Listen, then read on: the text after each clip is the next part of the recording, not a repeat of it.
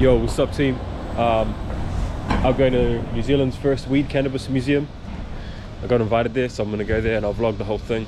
But yeah, hope you guys enjoy it. See what it's like. See if I get fucking high in the morning. It's the morning right now. If the guy makes me smoke weed, I'm gonna smoke weed. But yo, stay tuned, bro.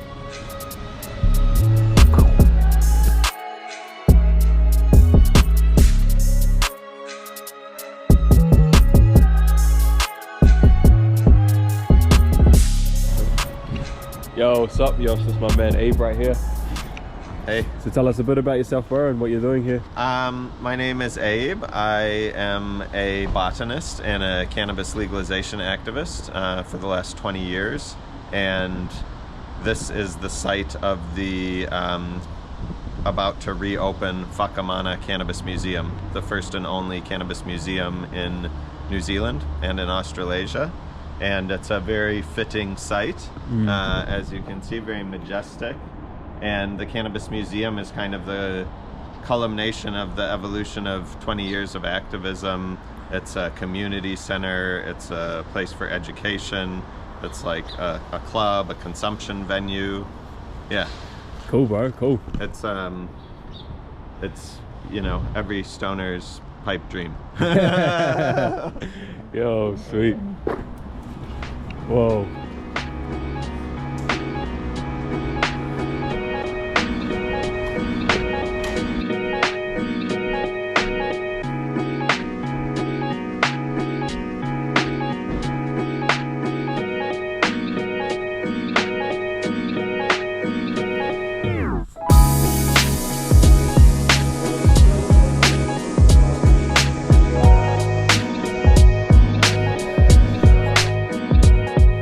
What's your vision, bro? What's the vision for the weekly and things like that? What's going to be happening in here? Yeah, so we're going to have a bunch of exhibits about the frequently asked questions of cannabis. You know, how does it grow? What's the difference between male and female? What is hemp? You know, what's a cannabinoid? What's a terpene? Why does it work inside our body? Why are different strains different? You know, all those sort of things will be explained with interactive sort of, you know, explainers and activities, but there will also be like food and beverage and retail of consumption devices, pipes, vaporizers, merchandise, you know, t-shirts, mugs, etc. And then the main hall will still be available for community events, so like, you know, lit yoga or a movie night, or of course, you know, concerts with bands and stuff like that. Here on the stage and in the back rooms, which I'll show you, are going to be like the private members only lounge, like a consumption area for patients. You know, you pay a weekly membership and you can like swipe in and use the facilities, cool consumption devices, you know, nice plush relaxing areas. We're going to get a sauna. Nice. Yeah, and then we're going to be doing lots of like podcasts and interviews. There's no like explicitly cannabis themed content coming out of New Zealand, and I just don't understand why, because there's a huge appetite for it. And so we're setting up our little studio here, and we want to start like a weekly cannabis talk show, basic news, comedy, you know, like celebrating the cannabis community. This whole complex is all about celebrating cannabis users, helping them become legal users by getting a prescription. And yeah, then once we're all legal users, then it's totally legitimate and totally legal for us to celebrate together. All the time. Sick, bro, sick. I'm excited. Yeah, it is exciting. Exciting times. It's exciting times for New Zealand because, yeah, like you said, like New Zealand smokes a lot of weed. Exactly. And like, you know, everybody knows they do, but then it's like this hidden thing, like no one will say it in public. And that's why it's taken so long, like for legalization, because no one will admit to it. And then now we've had legalization like by accident almost, because it's medical, but it's very permissive and anyone can get it. But there was no fanfare and no publicity about it. And people are still confused and they're not sure what's allowed and what isn't. They have a lot of questions. Yeah. So we're going to put it on the, on the main street, like big and loud, explain it to everyone, because if every existing user who's eligible to become a patient, which is almost all of them, becomes a patient, then we can all open carry flower, flex our cannabis enthusiasm in public. And even though we can do that, like the New Zealand psyche has a hangover from all this prohibition. Like we can do that, but people are like, oh, I don't know. It's risky. Yeah, definitely. So we have to create an interactive experience to convince people that it's real. That's the main thing, because people message me all the time and they're like, they still don't believe that it's real. They don't believe what's going on. Because you had questions, right? Like what, ask away. So main question would be like, how is it legal for people just to come in here, or can they not come in here and just smoke? Well, so if you have a prescription, then it's legal, right? So and when I say prescription, it's not just people with cancer or dying, and I'm not talking about CBD drops. Like with the New Zealand law right now, anyone can get a prescription for dry cannabis flower, high THC, for any reason, as long as a doctor agrees. But that can include, mindfulness, relaxation, like better sleep, reduced anxiety. It doesn't have to be, terminal condition. And mindfulness and relaxation are like therapeutic. If your doctors probably already tell you, oh, you should meditate, you should stretch.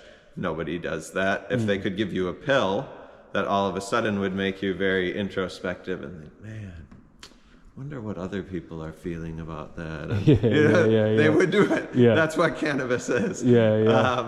So that's legal. You can get it. There's plenty of doctors offering it. You just need to understand the law, and you need to sort of interrogate your own use and then reframe it through a therapeutic lens. Like anyone who's a regular user of cannabis will be getting something out of it. So you think about, why do I do it? What feelings does it generate that's good? Or, what is it that's helping me? And it's not like, I play PlayStation better, but I mean focus. If it helps focus, that's what. So you just have to think about the benefits you're receiving and reframe it, and those are legitimate. All of that stuff, focus, mindfulness, relaxation, that's all therapeutic and beneficial. That all qualifies. So once we all realize that, then we just have to see the right doctor. Right? So all these cannabis users are no longer criminals. They're just patients waiting to be seen. And once they are seen, then it's totally legal. And once you have that prescription container, you can fly with it. You can go to Australia. You can go past security into music festivals. Any checkpoint, it becomes legal. And so if we all do that, and the way legal cannabis is identified is by being in that prescription container. So if you have that prescription container with your name on it, any cannabis that's in there is lawful. Because there's they're not saying, oh, if you take it out, you can't put it back in. It's like the only way of determining whether cannabis is lawful is if it's inside this prescription container with your name on it. Once you have that diplomatic pouch immunity, travel wherever you want, use it in public, use it in the open. In fact, it's actually a medicine. So instead of being like a, it's no longer a criminal act that you're liable and hiding away for. You're allowed to sort of do it in the open, in public. But not only that, because it's a medicine that's been prescribed to you for a therapeutic reason, you have a right to administer it whenever you need it for that reason, like a person using an asthma inhaler So or an insulin pen, in the movie theater, on the plane. There's the Medicines Act of 1981 is very clear. Any patient lawfully prescribed has a right to administer their medicine whenever and wherever. and it doesn't matter if it creates some sort of, vaporous emission. Now, as patients, we're all being polite, and we're not gonna like push that further than the public is ready for, but the law is that we now have rights. So when all of us get legalized and, papered up with our prescriptions, not only can we celebrate and open, but then we're like a interest group with rights that we can go assert our rights, as a group. And that's why it's so important to create this funnel that teaches everyone the law, shows them what they need to do to comply, and then gets them through that compliance gate, so that we become like, instead of like a marginalized community, we become like transform immediately from a marginalized community into like a powerful consumer lobby. Yeah. Oh, sweet. So the things I took from that people will probably want to hear is that all you need to do is go to your doctor, the right doctor, and just say you need help with relaxation. Or mindfulness, or or does it help you sleep? Or helps you sleep. Or does it help you with your appetite? I mean, it's like, you don't need to make something up. You just need to think about what it does. What is it that it aids you, and like if it's you can't think of anything and it's actually, it's broken up my marriage and, it causes me financial stress and I'm always getting busted. Maybe you shouldn't be using it.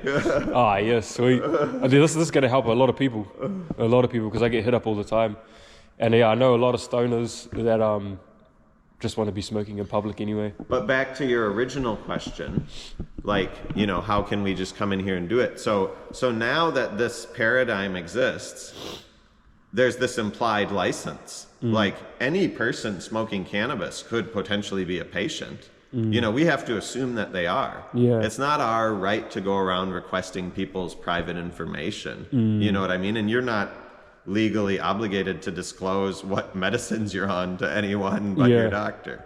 So now the police, aviation security, us as a venue, we have to assume that these people have the right. And as long as we're clear with everyone, this is the lawful situation, by the terms and conditions of entry, by entering this premises, if you're going to consume cannabis, you're agreeing to only consume lawful cannabis. We're not going to check you or shake you down, but, we're assuming that you're following the rules because it's so easy to do now. And you must do it in here or you'll be removed. And so then it's not our responsibility, it's your responsibility. Sweet.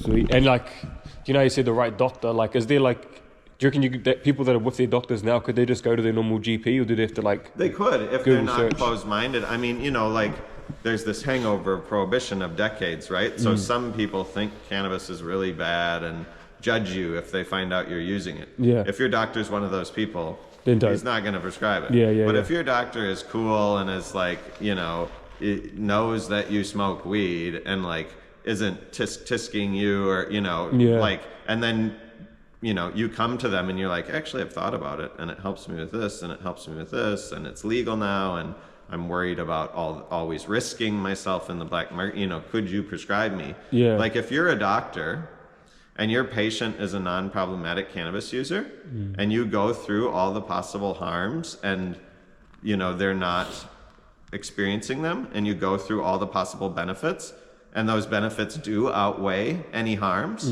And then one of the harms is that by keeping illegally using and accessing the black market, they're, exposing themselves to risk and harm. It's your duty as a doctor to prescribe them because you can minimize the harm they're experiencing by legalizing their use. True. So just use that argument on your doctor if you go. Like, Write that I know down. you support legalization and you're not a bigot. And I know that I'm upstanding citizen. So can you please help me remove my legal risk and, relax? Cool. Get you guys notepads out, man. Make sure you guys write that all down. And try them too. I mean, they're not cold, but they're good. And they're going to tell you that. So one chills you out, one gets you in the zone. Basically, yeah. Unwind in the zone. Alright, I'll try both of them. Yeah, bro. I'm gonna try one each. This one's unwind.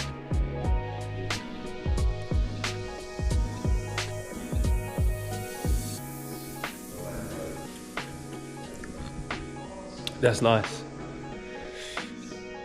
That's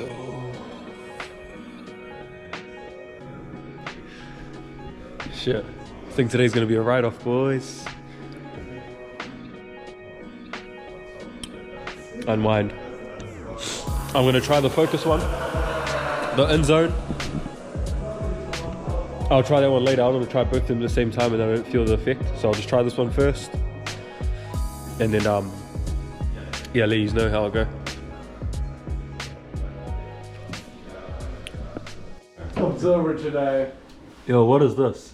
Okay, so this is what they call a ball vape or a flower wand. So this coil heats up attached to this temperature controller here.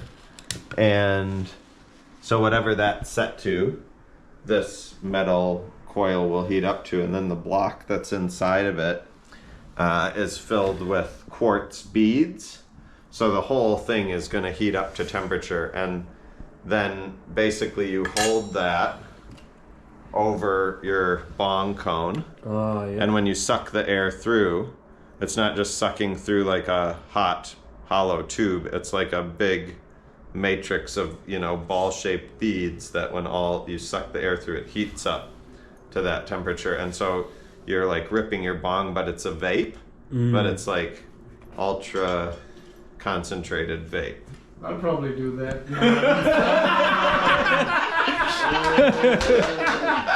Shit.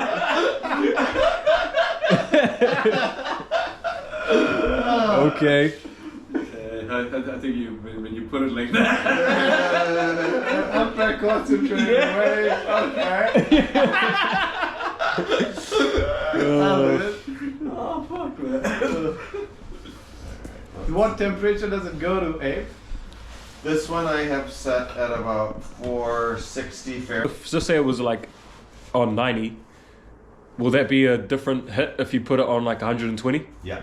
Oh yeah. Yeah, so different cannabinoids and terpenes vaporize at different temperatures. Oh, okay, yeah. Yeah, so at the lower temperatures, it's more just like the aromas and the flavors, the terpenes. And then you start to get into the cannabinoids, like THC, the one we want. But then as you get higher and higher, there's other ones as well, like CBN, which is like the one that makes you sleepy. Sweet, I'm gonna have a go at this. Alrighty. It's a death trap. Yeah, so just wave your finger or something when you want me to pull it. Okay. Yeah. So you can like clear it all in the same minute.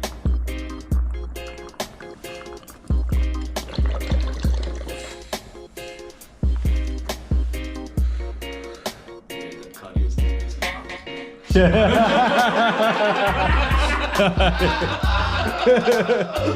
I'm trying not to cough right now.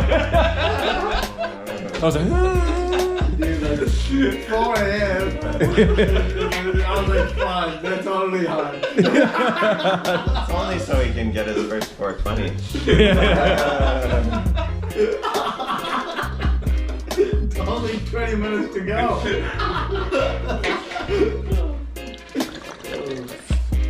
Yeah, so then you use this little like nail to like stir it. And then tap it back down. Stir it. yeah, what does it do? Why do you stir it? Just to like, cause it's, you know, the most heat is right on the surface. And then there's a bit more like greener at the bottom, like cause of the way it's vaping it. So you just kind of mix it a bit to... Like in oven potatoes. Yeah, and so it won't have tasted. It won't have tasted quite as fresh on the second one. Yeah, and then this third one will still be nice, and you'll still get a big hit. But then, like on either that one or the next one, you'll be like, "Oh, this is done," because it tastes vaped, basically. Yeah. Like popcorn, basically. Yeah, this is probably awful. Yeah, but this place right here that it's in used to be the old fire station. Look at that. And then up the top there, the very top, that's the watchtower. That's how they used to spot the fires. Fucking buzzy, yeah. That's how you know I'm blazed, because I start talking about this random shit. Back in 1982. No, but back in the 1900s. Yeah, back in the 1900s, they used to look out of this tower. Yeah, bro.